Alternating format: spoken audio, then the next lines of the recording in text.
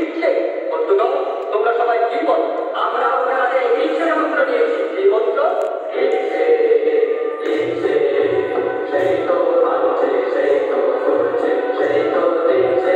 ইচ্ছে ইচ্ছে ইচ্ছে, সেই তো আঘাত করছে গলায়, সেই তো বাঁধন ছিঁড়ে পালায়, বাঁধন করতে সেই তো আবার দিচ্ছে।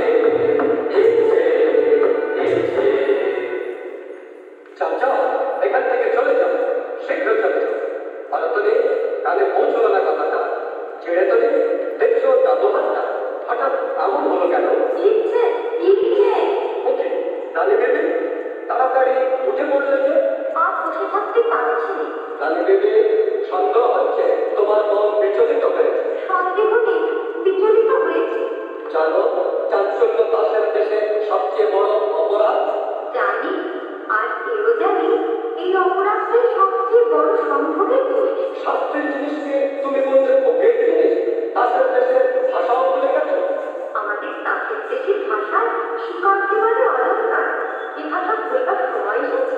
হ্যাঁ দিদি রানী, এদের ভাষায় জেলখানাকে বলে শ্বশুর বাড়ি। চোখ এরা জ্ঞানীকে বলে শাস্ত্র, চোখ বোবাকে বলে সাধু, চোখ বোকাকে বলে পণ্ডিত, চোখ, এরা পড়াকে বলে পাঁচা। চোখ আর সর্বকে বলে অপরাধ। কোথায় গেল সেই মানুষরা? এই যে আছি আমরা।